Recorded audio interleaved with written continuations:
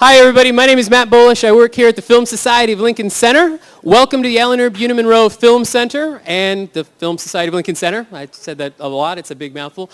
I'd like to welcome you to tonight's Story Forum, which is presented in collaboration and partnership with the fine people at StoryCode. We couldn't be happier to be partnered with them and to be working on kind of expanding the Film Society's footprint within transmedia and immersive storytelling. We'll have some exciting, incredible, and fun updates about the future of our Convergence program here at Film Society within the next couple of weeks. So please, check out our website, filmlink.com, or our Facebook page. Our Convergence has its own Facebook thing. You can find that on the Film Society stuff. And you know what, I'm not going to talk a lot more because this is a really full night, a really packed night. So welcome to the Film Society. Thank you all for coming, and we'll see you afterwards. Take care. Hey guys. So today's a record. We started a minute early.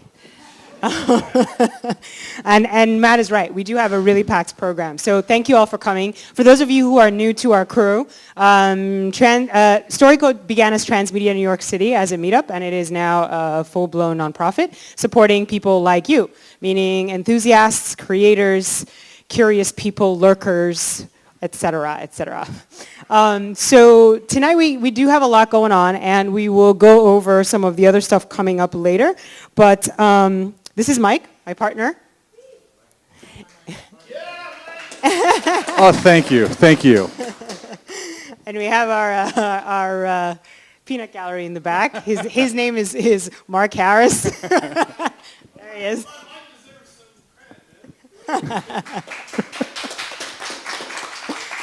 So we meet once a month here to do this event, which is the forum now. And we also usually do one other event a month, which is a more workshop immersion series in which we help you get up to speed on things you might be curious about and not know. You might be great at one thing and not great at another, and transmedia expects you to be good at everything.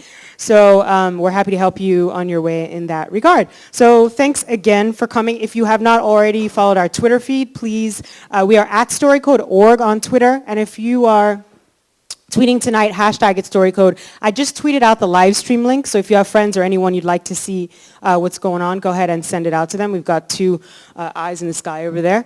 I won't make the hand motions towards it. And I'm going to hand it over. Great, thanks. Thanks, Ina. So we'll get things started right away. So I'd like to, we're really excited to have Mikhael Tara Garver here talking about a really cool project called Fornicated From The Beatles. Just to give you a bit of a background on Mikhael, she's an immersive theater director. She received her bachelor's in theater from Northwestern University, all right, and an MFA in directing at Columbia. She's worked at numerous New York theater groups, including the Atlantic Theater, American Repertory Theater, American Conservatory Theater, The Kitchen, NYU, and a whole bunch of others that I would be here a long time naming. She was also an associate director on Sleep No More. So we've got a ton of immersive theater fans here, and we're really looking forward to hear about your project.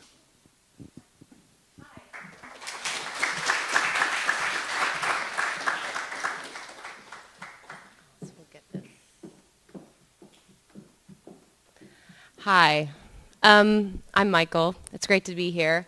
I'm going to start first, actually, by having my team, or I think it's probably less than a tenth of my team, just raise their hands for a second. So all of these people down here, yeah.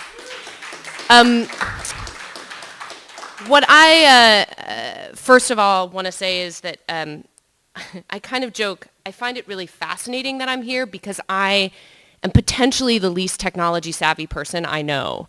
Yeah, it's true. And I started out making work in theater, which is the least technology savvy field that I know. And I've been starting to work in museums, which is probably the second least technology field that I know. And so a lot of my work, our work, what we've been doing has been coming from the live side of the world. And what I think has started to happen is we've been developing what I'm now starting to call live code. We've actually become a little obsessed with it, and we've become obsessed with how we can transition people who are not comfortable with technology through technology to a live non-technology experience. So we're actually developing now backwards from what the live experience is, and then going back to where people engage with something, and then how we can bring them in to create a live communal experience. Hold on, I'm gonna get comfortable for a second. So the deal is that I come at this because I get really excited about a group of people live in a room. And this started for me and for us. I'd been making work that had no technology besides really specific design and really specific crafting of space. I thought about how we would move an audience and how we could lead an audience to actually feel moved, both emotionally and physically. And it's now about 2 years ago that we made this show, Fornicated From The Beatles, and realized that we couldn't do that without engaging technology. So I'm going to actually, what I decided to do today was show you a bit of our process on 2 projects, one which we just completed and one which is Fornicated, which is very much in process, because just so you know, it opens on Monday.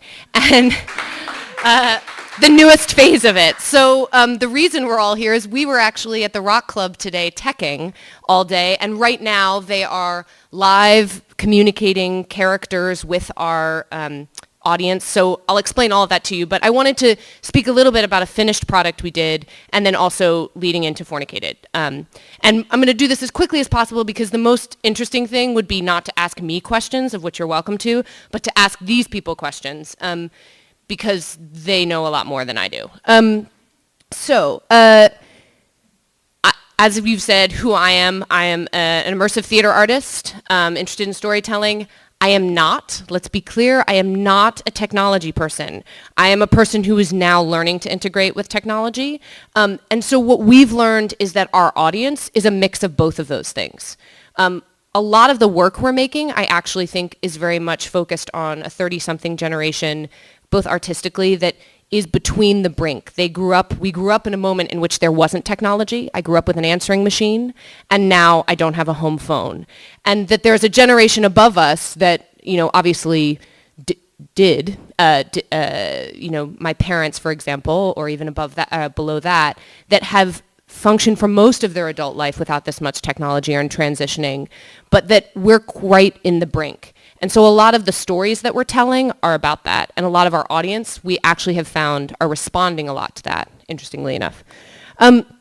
So I'm going to talk about a project called The Experiment. I was commissioned to make a piece for The Experiment 2012 for the Institute of Contemporary Art in Boston.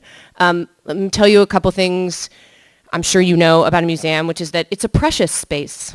They are very precious with museums. Yet they want their audience to engage more. There's a disconnected action in the event of going to a museum. What that means is people go and they observe, and it feels not connected in some way to the actual experience of art. And yet, at the same time, also, people are walking around with their phones and their technology, and they're hiding them. There's moments where you're allowed to take out your phone, and then you're told to put it away, and then you're told you can take it out, and then you're told to put it away. So we decided the experiment for me was about creating a fully immersive technology storytelling experience throughout the ICA. The way that we did this was I went into the ICA and looked at the art that was actually existing during the time when we were there, and there was an artist who was working around the idea of the infinite. And so we created a piece that was about the infinite relationship between the spectator and art, and about how with technology we experience the infinite by being both everywhere and nowhere all at the same time. And what this began to do in us, in how we developed this piece, was we launched those ideas out to about 40 playwrights, and we commissioned 40 plays that all happened and launched to an audience through texting. I'll explain that a little bit more. Basically, we put out this call to playwrights, and I said, write a 10 to 15 minute play. It should end up at this piece of art. I gave them an image of the piece of art, and it should be launched by a text. I asked them to do what I often do when we're creating this, which is cast the audience. So one of the things I think about a lot, and this is one of the things as we've been developing our work, is how if we are engaging an audience, we have to very clearly cast them. And it's a big thing that my performers, my designers, the team that I work with, we think about all the time, because we're bringing audiences into a new kind of experience and they don't know what to do. And rather than just telling them what to do, we'd like to lead them. And the way we're doing this is by trying to give them some clue of who we expect them to be. And in this piece with the experiment, we had ultimately 30 plays that were created that were happening simultaneously. Here's the thing about the experiment. It was only going to happen for one night, one time. So it was a big gamble, of which I will explain in a moment. One of the things then that was happening is I received all this content. I received 40 plays, and we received it 3 weeks before the event would happen. I knew I had 70 performers. I knew what the space was. And then I spent 2 weeks basically refining each of these plays with the playwrights. And a lot of the refining I now would speak is to refining what I've begun to think about as live code. How do we create a structure that gives cueing for an audience to know how to participate in an artistic experience? And so then I was working both with the space, and I was working with these playwrights, and I was working with the performers, so that one of the things I don't have on here, because it's actually a tricky thing to show, is one of the things that I started developing for Punch Drunk with Sleep No More, which was a further way of charting and developing spatial storytelling. So one of the big things we joke about is the event of charting. I get very excited about spreadsheets. I'm really nerdy about them. For a person who works in theater where we're supposed to like paint things, and like I love myself some spreadsheets. And mostly because that's how I think dramaturgically. I'm sure all of that makes complete sense to you. It makes sense to you, but when you're working with the people I work with, let me be clear, it doesn't make sense to them. I show them this huge chart and they look at me like I'm a crazy person. And so one of the things we've been figuring out is how to translate what that chart does, which is it is how I see the building and how things are interweaving, and that there's multiple stories happening at the same time, and they're all being cued by texting, of which I'll speak about in a second.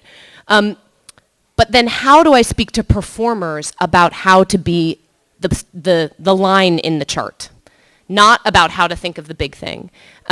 We talk often about creating a sensory symphony, so I talk to the performers often about thinking of the whole thing as one piece of music, and all the lines in the piece of music are always playing, but they each have their moment in which they come forward. And we're developing like the nuts and bolts. I can say all that, and that sounds really pretty, but when an actor looks at me, of which some of them are here, and they're like, okay, but what do I do, actually? Like, what actually happens? A lot of what we've been working on is that, because I found, in my experience with this work, in working with Punch Drunk, in working now immersively for the last 10 years, that's the biggest challenge. Our theory and our practice aren't meeting yet, and especially when it comes to integrating technology. So we had this big discovery. It's going to be nerdy for me and discovery for me, but it was a big discovery for us. There's a theater theory about the mask, the face, and the soul.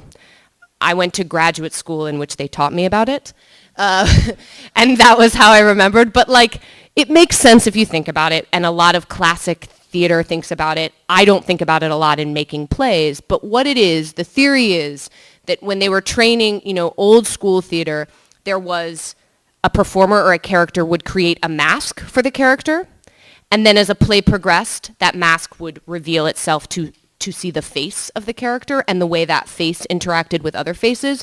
And then as that play progressed and something occurred, the soul was revealed, and that's where theater happens. So what I discovered in making the experiment was using this for actors in terms of technology. What I said to them is, what if who we are, we actually understand this more now than we might have 10 years ago. Our mask, we craft very clearly and very specifically online. We are very clear about how we create this sculpture. We know who we are there. We know what truth we want to create. And it's also a way that we communicate through, because we're using a lot of both communal technology like Facebook and websites, but we're also using technology that allows for live texting, so one-on-one mask. So there's that mask. And then what I'm interested in is if I meet someone through that mask, that's the first way in which I've met them. So they've texted me because we met through a meetup group, and they're given my information, and they text me, and we develop a relationship through texting. The first time I see them face to face, that revelation of the face is actually a completely other way of meeting someone. You feel like you know them. I mean, this is all, again, obvious to you, but when we're talking about performers meeting audience that way, it actually started to give us language to speak about how to craft that development of character. So it felt truthful. So they don't feel like that all of a sudden they have to act less truthfully now, if that makes sense. The last piece, which is soul, which is the part I get really excited about, is that when we feel we've successfully taken people on this technology live journey, we've found that we actually get to a moment in which both the audience and the performers are in a space and having a revelation of soul. They actually feel a human connection to each other. I don't know how to explain it, except I've seen it work. And one of the ways, I guess I just explained it, but one of the ways that we're learning about that is through this progression, and it was a big discovery for us. All these pictures, by the way, are of the ICA and the experiment. So for us, our live code, we had 4 parts of it. We had our moving design, which we think about all the time, which is using the elevator in the space, how we're directing people through the stairs, how we're using the architecture of the space to actually move people through, and how we had 70 performers, how we're using that to do that. We also built a texting design. My friend right here and collaborator for a long time, Will Pickens, one day I said, I want to lead a bunch of plays by texting, and he from scratch built a program, which he'll talk more intelligently about, which basically, for those of you who run sound, I guess it's QLab for texting. And so it also allowed us the ability to have each performer run their show from their own phone. They could press go, and it would send out cues to a number of audience members. We could tell the number of audience members. We wrote casting texts, so a text would come to you, and in the language we used, which is also what we were developing, is what is that specific language that told that audience how they're to participate, who they're cast as. And it's not like, you are a man, you're 32, it's using creative performative language to give you some direction. So we were really working in this texting design on a mass scale for the first time, because we had 30 plays and they each had a different number of audience members, and every time a play would end and it would recycle, it would pull out of the lottery pool of people and cast a new group.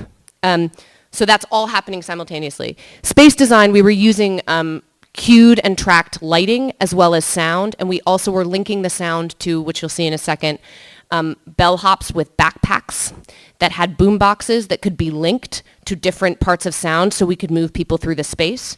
For those of you who've worked in a museum, there are many rules, one of which is like they close down a room at a certain time, or you can't, it's just absurd.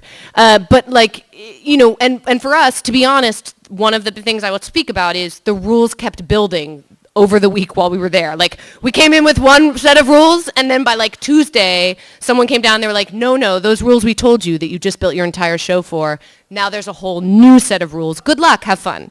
And so it was a constant state of us restructuring to those rules and trying to be respectful of the art, which we tried to mention we were some of that as well, but they weren't into that. So, it was an interesting, and I've worked with them twice, and they've commissioned me, and they're fantastic, but it was I think we certainly pushed the extreme this time of what we were trying to accomplish. So this goes to our challenges. The old school and new school. So in a museum, what we found were there were people who were really interested in this technology. Will sat for like 4 hours with the IT department, and they just loved him and were so excited about what we were doing. But then the director who commissioned me was terrified of technology, scared of it, like deathly afraid. Yet they knew exactly what we were doing. So every step of the way it was forward and backwards. we were speaking a lot of languages this time. We weren't just speaking performer languages, but we were speaking museum language. We also had to speak to the different artists and asking them what we could do. Proper resources was a big issue on this. And what the last thing I have here is what to do when lightning strikes, because what I will tell you is that 2 hours before our one-night event, lightning struck. It took out all of our texting technology. It took out all of our lighting. It took out all of our sound. It took out everything except for what I will call our performance design. And I say that because this is a team, we hadn't slept much. We'd worked for hours. You've all been there, right? You've worked for hours and hours and hours. We had this one night, and I kid you not, lightning struck, and we were evacuated from the building. And when we got back in, the elevator was down, so our moving design couldn't work. We couldn't lead the audience in the way that we'd constructed. And so what's really interesting for us is that something maintained. Like, I'm not sure what. And the performer, I mean, I know what it was. And I sat in a circle, or stood in a circle with the performers, with 700 people lined up outside down a dock, like cheering to get in. And they were all looking at me going like, what's gonna happen now? As they've been learning texting for 3 days of how to communicate and how to press go. And when I go to here, and I was like, well, I'm gonna believe that what we've worked on about that code and that relationship between you and the audience, that's going to sustain. It sucks. It sucks the most for this man right here who built all that code. But the reality is that like we're building all of these as equal participants. And that's for me what makes immersive storytelling, when all of the things have to function equally. The challenge with that is that all of them have to be on the same level of detail and the same level of expertise and the same level of quality, of which we were talking about. I mean, you all know this. But when 3 of them go wrong and there's nothing you can do, I think there's an interesting thing that we learned this time about how much more specific we've gotten about our performance design in that immersive language than we ever had before, because it served us in a huge, huge way. So this brings me to Fornicated, why I'm here to talk, and what has been my big journey for the last 2 years, and these crazy folks up here. Fornicated from the Beatles, I'll say it again because no one ever knows what I'm saying, Fornicated from the Beatles. It began to having nothing to do with technology. It began because I was working up at ART, and they opened a space called Oberon, which is a club theater, which basically meant that a lot of people were doing theater while they were drinking. I don't think that's what they intended. I mean, it was great. They're making money on the bar, but I was actually interested in what club theater was, and I was interested in what the story of that was. I'm also a big music nerd. I grew up in college. I sang in a band. I was obsessed with music and realized that that wasn't where my life was going. But I was really interested when I went to go see a rock show in Boston, because it's a great music city, how what was happening there wasn't happening in this club theater. I was interested in the theater of that. I was interested in that space, people were using their technology, and they were also completely into this event.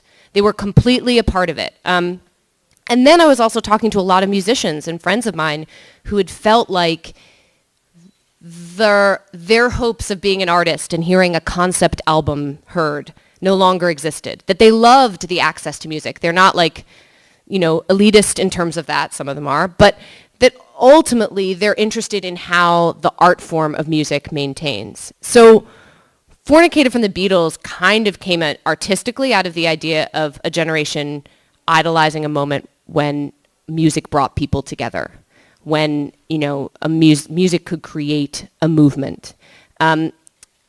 I don't think we thought we were going to actually do that by making this piece. I thought we were going to make a show, it would go kind of well, and then we'd move on with our lives. It's now almost 3 years later, and the show continues to grow. We started in 2009, and what you're seeing here, these people, these crazy people, the 10 actors who played the lead characters have been with it for almost 2 years now, one of whom is here with us today.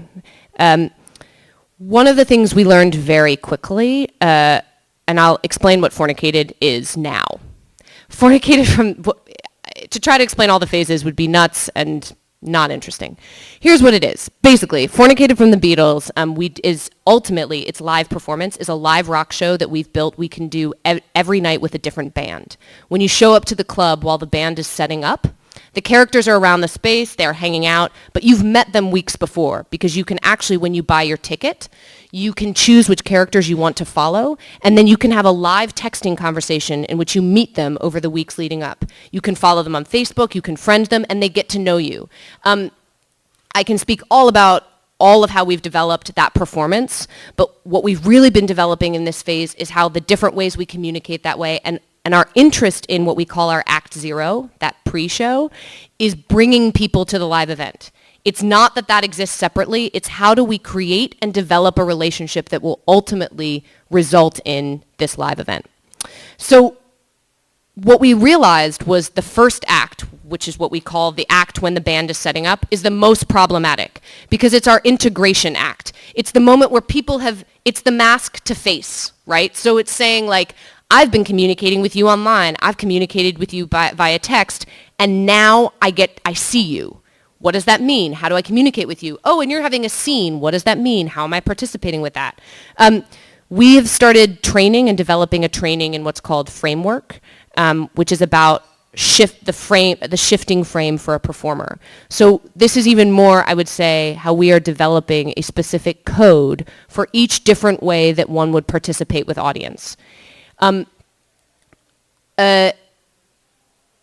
This is, as we began to develop that, we began a development of the texting language and how that would progress. We have a full through line that exists for 3 weeks prior to the show that people are communicating in different ways. We've been developing the online life in its first draft. And again, I just want to stress, we're doing this, here's one of the characters' Facebook pages. We're doing this with a paper clip and a piece of tape. People hanging out in my apartment making this, and like, that's the resources we have, but the detail with which we are asking of ourselves, we're being extremely, I would say, absurdly and sometimes frustratingly, I am pretty rigorous because I'm really interested in us figuring out what the performance of this is that can lead us to a live experience. What you're looking at here is a snapshot of the main page that allows us to look at the different users. So these are our 10 main characters and how many audience users they've got going on. So one of the things that we've created now, so the character Claudia, this is her Facebook page. She's not here. That's her and her boyfriend Daniel. They like to go to music. She is played by an actress named Mary Gutierrez. She is also played by 2 what we call invisibles. Her invisibles, we've learned the development of crafting their performance through live G-chatting. Actually, that was the best way to figure out how to perform. Because when we did it live, it didn't work, but G-chat allowed us a way for me to give feedback on how they were performing and the language. We've also, each of these characters has completely different types of language. And what we're starting to build now and what we're continuing to build is so that the moment in Act 1 where both of these things meet live at the club, there are these invisibles who are still communicating with you on your phone, and you are walking up to the actress Mary who plays Claudia, and she on her phone is receiving information from her invisible that tells her about the information of the people who are coming up to her. So we're basically creating a new theatrical curtain for this. The experience of the show is that once the band starts to play, we have an 8-song set, and the 8-song set is interspersed with 7 scenes. And these scenes pop up around the club. So it feels like you're in a surround sound rock show, and it's as if once the lights go out, what would happen if you could hear what people were saying and experience what they're experiencing. But it happens in time and in rhythm with the music. It's kind of nuts. What we've also integrated in now is a projection piece of this, and the projections actually, there is a character, his name is Greg, and he believes at some point that he's a superhero because he can start to hear people's texts as the audience can, and as he starts to hear that, we have texts that the characters are doing being projected onto plexi, so it looks like they float in the air around the space. So we're integrating the whole thing, and basically the technology is building, and all of these characters, their stories are a lot about that divide between wanting both to be present and watch music, and also feeling pulled by their technology. We have a character who's cheating on her boyfriend by sexting. We have a character who, he's obsessed with music and he's like a live Pandora, and he's always being able to create relationships only through his technology. And that through the process of this play, actually the story we're telling, we actually, through the process, let more and more and more go of technology to this moment in the play in which the technology gets turned off. And for an act, there's an acoustic song, and the audience and the actors are in the space by themselves in the dark with some flashlights. And then at the end of this, let's be clear, one of the big realizations is technology is not bad.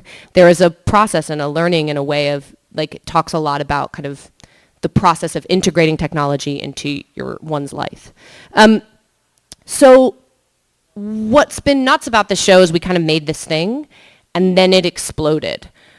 We did it in Boston to sold out houses, to 300, both houses were 300 people.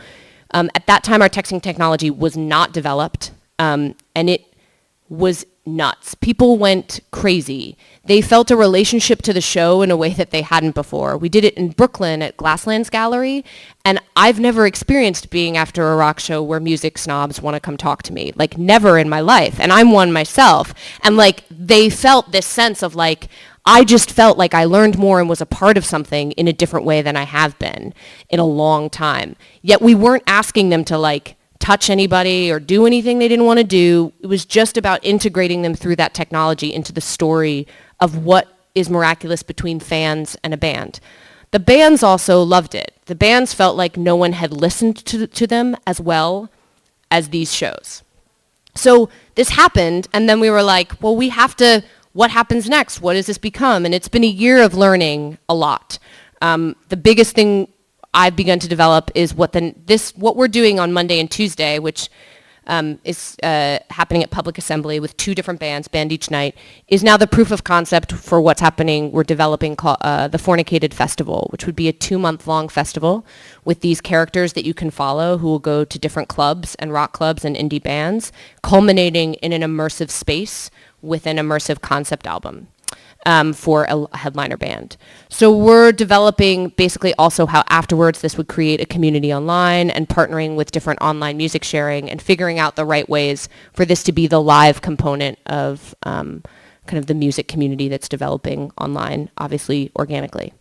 Road bumps, I would just say the pace of growth for us has been more than we can handle. It's grown beyond I can't explain it. I've worked on a lot. I worked on Sleep No More. I've never experienced anything grow as quickly as this. And so we're learning the language to explain it to funders, the language to explain it to our audience, which is what we're experiencing right now. We often attract an audience that is used to an exceptional live event, but getting them to sign up beforehand so we can have this pre-show is very difficult. And on the other hand, we have an audience who's really interested in that part, but the live event they're not as versed in. So we're learning how to bridge the language gap of how to get people to understand what we're doing, but also not wanting to explain it too much because we want them to experience it. I would also say that we have not quite yet found the technology partners that are working in the detail that I think we're working in. We've begun to find that in some ways, and we have certainly some technology people we're working with, but that's been a big thing for us. This is our current website, which was a proof of concept, the idea being that there would always be a big box of records, and that for the future, what would end up happening is you could pull out a record, and each record would have a record of that night. It would show the data about that night, everyone who texted about that night, all of it, as well as a live feed. This is, information on the characters that's on the page that are trying to get people to join. This is our character Layla. Ava, who plays her, is in the audience. And then this is the image. I know I went through that somewhat quickly, but I also know that we're strapped for time, and I wanted to give a time for questions. But I just want to say that for us, this show, ultimately, what I think is what's been most exciting for me as an artist is that we've kind of come to the storytelling or, story code place, as I would say, through really, really rigorously figuring out what this live code is and how we can actually craft really specific ways to take people from their technology experience to a live experience. I have now, since then, experienced a lot on both ends, and I think that bridge is the trickiest part. And for us, what started to happen is that as we did that, it created a movement, people who were obsessed with us before we were something, which is nuts and also very strange, and also we're a very small operation, although many people strong. And the way that we really create that code, which, as I said when I started, is through the amount of people and amazing people I work with. So I guess I'm going to open it up to questions. Yeah, cool. That sounds good. And I'm just again going to point out these people over here who I might send a question for them to answer. I have both performers here, one technology person, some of our designers, dramaturg, Steven's back there. Yep, we have some other people who worked on both the experiment and Fornicated. So any questions, please? Yeah.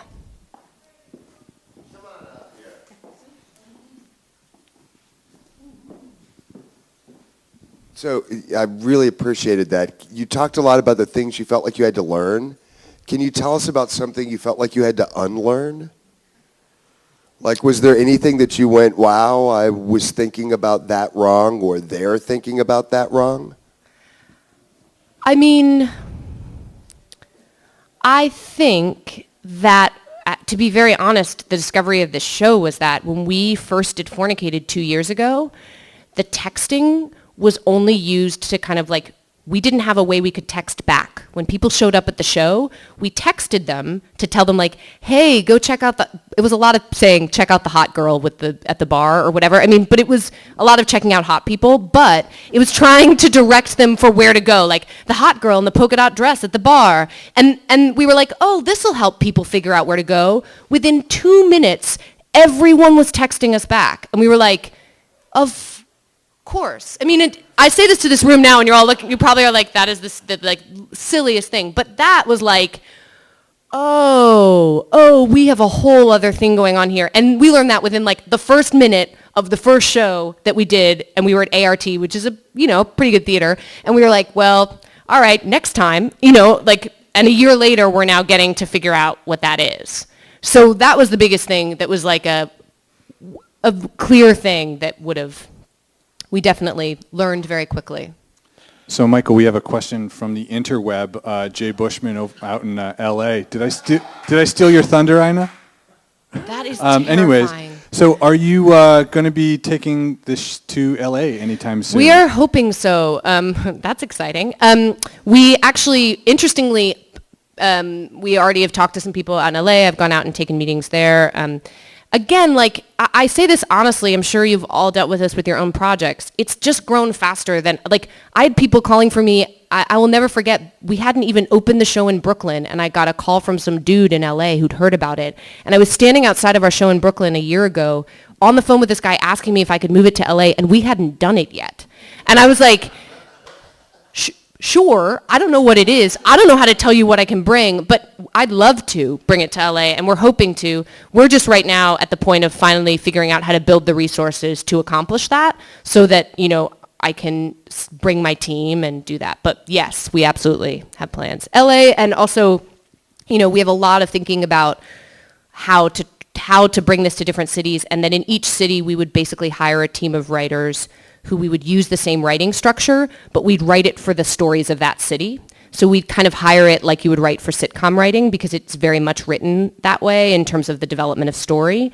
And that, like, the LA version, we would hire a team of LA writers that would be led by myself and the other lead writer, Jason Platt, and we would develop there's 10 interspersed stories that are more, this is a totally Brooklyn show right now. This is about people in Brooklyn dealing with being in Brooklyn. So, the structure would remain, and then we do that. Yeah. I push the button? Yeah. Sorry. That's okay. Please forgive me. I'm going to introduce some marketing into the mix. Do it. So listening to you talk about sort of getting people to come to an event and make it, the important thing is sort of the long tail but backwards, Yeah. rather than have to the event and then you go after them later. And it's a marketing person's marvel, actually. Yep. So has anyone approached you about that? Because I can just see this is one big conversion funnel to my mind to get people to do things in groups at bars, at hell, a car lot. Again, I just want to say, this is what keeps happening. This started, and people kept approaching me, and we just hadn't built it. We're at the draft of, we need to do it, but it's absolutely, markets itself. For example, one of our characters works at Rooftop Films. He doesn't, actually. The actor doesn't. No one does. But we talk to Rooftop Films, and next time they're like, yeah, we'll put that dude on our website, and we'll pretend, and so then that promotes Rooftop Films. Obviously, you guys know all this stuff, but, it is a marketing dream because it does its own work. But no, we are looking for those people. We are looking for the right people, is what I'm saying right now. And the right people who really get what we're doing. We found a lot of times people were like, yes, and then we'd like to take it to dog shows. And I was like, well, I don't know. No. So really figuring out what this thing is. Could make a run on Bank America, hey. Right. It's one of the things, I'm working with a gentleman who's one of the producers for Lollapalooza, and one of the biggest things we've talked about is this is a new way for people who are promoting at festivals to integrate their brand in a really organic way. Yeah. Okay. So yeah. Thank you. Mm-hmm. Yeah. Is it meant to stick with the same demographic, or would it go just changing from city to city? We really want to change the demographic as well. We've already been in development, I've had conversations about whole storylines that would be in shifting the demographic. I do think it's we are definitely tapping into age-wise. What's interesting is we had a really pretty great cross-section of age. People in their 20s are really getting into this pre-act. The 30-somethings are kinda. And then above that, we were finding that people were coming and felt a part of a younger rock concert in a way they haven't. But I would say in terms of culturally, we want to go to different music aesthetics. Right now, this is indie rock music in Brooklyn, but we've already started talking to other music communities as well. But they function differently, Yeah, hi. Hi.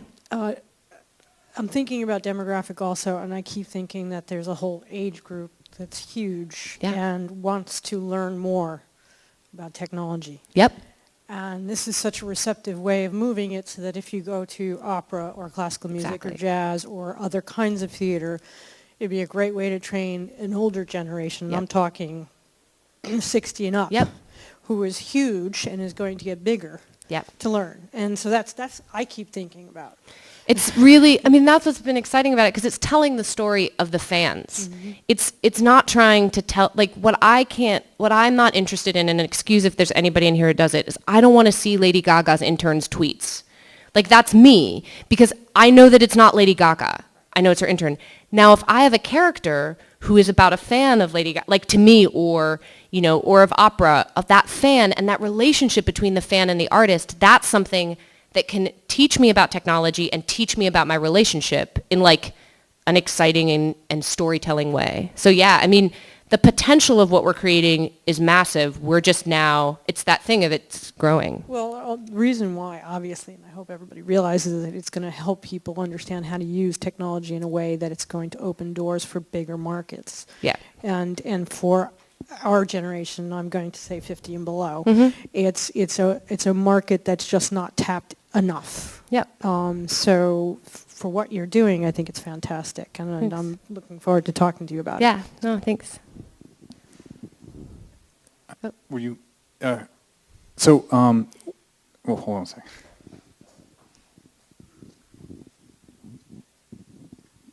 Hi. Hi. I was wondering if you could go over again when you said when there's larger audiences, how that works. How do you mean? You have somebody playing characters. No matter how big an audience is, you have people playing characters. I'm not understanding the relation necessarily. you said you would be related if it was somebody playing a character. Well, the way it works, do you mean at the live event?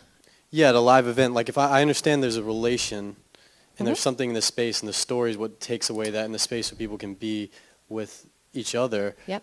But what I'm asking is, what I'm interested in is the actual performers.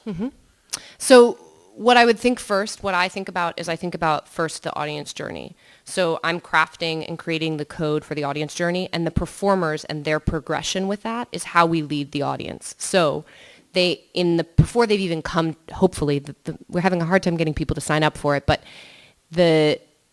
because of our platform right now, but before they arrive at the event, they've related to, we have one person in particular who just recently let us know that she's been texting with a character, Claudia. The character's name is Claudia. And she said, I'm more excited about getting texts from Claudia than my friends right now. I'm having so much fun texting with Claudia. Now, she happened to be at an event, we were doing an event last night, and she saw the actress who live plays Claudia, and she thought she was seeing a star, right? The person she's been communicating with, there's two people, we call them Claudia's Invisibles.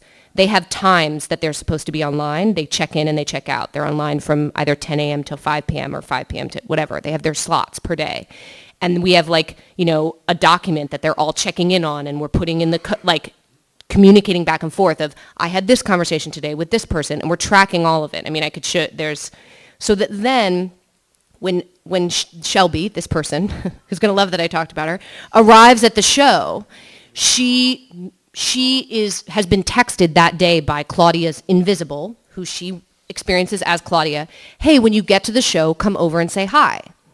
So now she goes up to the actress playing Claudia, who is a woman named Mary, and she says, hey, oh my God, something like Magic Mike, we've been talking about it. And Mary, on what looks like her phone, it's actually an iPod Touch, where she's getting live chats from her Invisibles, who are saying, we just texted Shelby. She's going to come over to you. Remember that we talked to you about Shelby. She's the one this is her picture. When she comes over, remember that. So then Shelby shows up, and Mary's like, Mary, who plays Claudia, is absolutely, oh my God, and this is my friend Rachel, who's the other character who's standing there.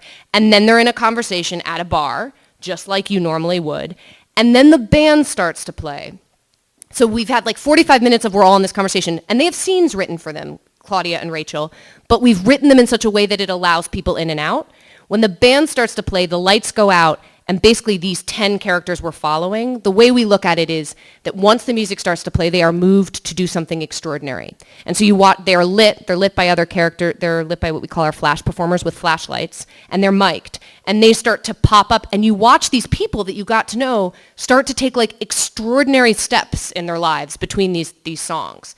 And so soon the technology becomes irrelevant, because you're watching them profess their love or quit a job or whatever it is. They're doing these things that we all wish we kind of had the nerve to do. And so it creates does that make more sense? It's we're progressing that relationship for the audience as well, I think, if that makes sense. Yeah, it makes sense. It's still a performance. Yeah. It is, but it's hard to explain in that it happens between these songs. So yes and no, and it's not happening on a stage. It's happening next to you. But yes.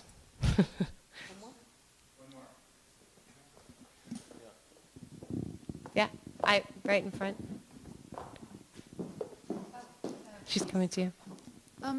Yeah, so I'm curious to know, I missed the beginning of your talk, so I apologize No, if it's fine. I'm asking a question you already answered, but when people participate, they start out being aware that they're talking to actors, not real people, or is there some lack of clarity, about ambiguity about It's that? ambiguous. I mean, and there was a lot of practicing that. I mean, what we really had to practice, Invisibles who are here, raise your hand. Yeah.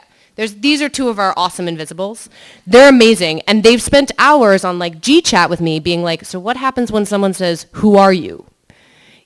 And my question is, how would you answer that question if someone texted you that? If someone texted me, who are you? I'm Mikhael Garver, who are you? And that, without being mean, we figure out how that character would take that road. And we try to generously over time point them back to like, we're not screwing with you, but we're going to hold on to this. And you're going to question. And I also think it is because this is the truth of the world we're living in.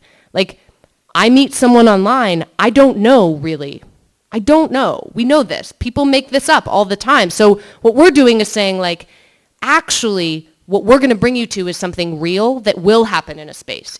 We are going to take this kind of what we could look at as a trick, but we're going to take this theatricality of performance online and through texting, and we're going to bring you to something that is extremely live. And we're going to talk about how that virtual performance can bring us to something live.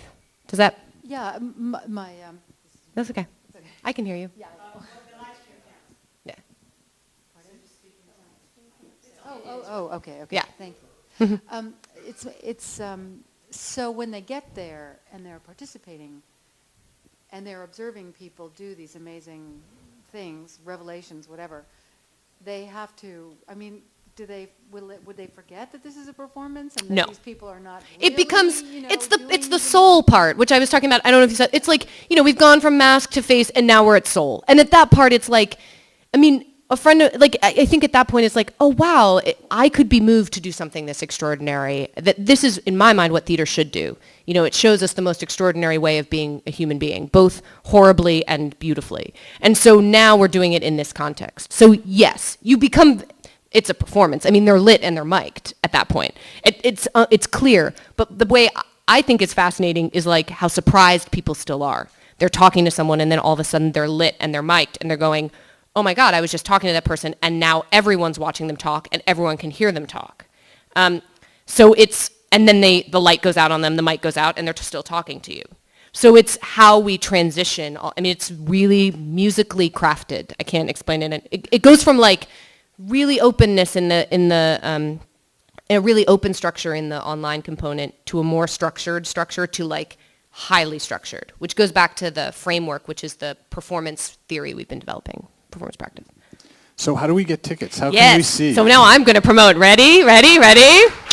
Okay, so you go to www, it's right here, up there, fornicatedfromthebeatles.com. Please, we also have for those who are watching from far away, we have a virtual ticket right now, because we're trying to start that idea, which is that we could be promoting indie bands across the country. And basically that means you can participate in the virtual experience and the texting experience. And then you can watch what will be a feed online of the show. Fornicatedfromthebeatles.com, you click on the tickets, and then I'm going to tell you this because someday we'll have it as part of the ticket buying experience, but we can't afford it right now. Once you buy your ticket, you get a ticket code and a place to go and enter that ticket code in, and that's when you choose your fans to follow. Do both those steps. Please do it. We need people to try it. Like, what we need is this community to try it out and screw it up for us. Because this is, like, please, we need to make all of our mistakes right now because this thing is growing and we are just soaking it in and trying to learn. So, like, please, next Monday and Tuesday, we have two great bands, a band called the Dirty Gems on Monday and a band called Apollo Run on Tuesday. Buy your tickets. Thank you so much. Awesome. Thank you, Michael.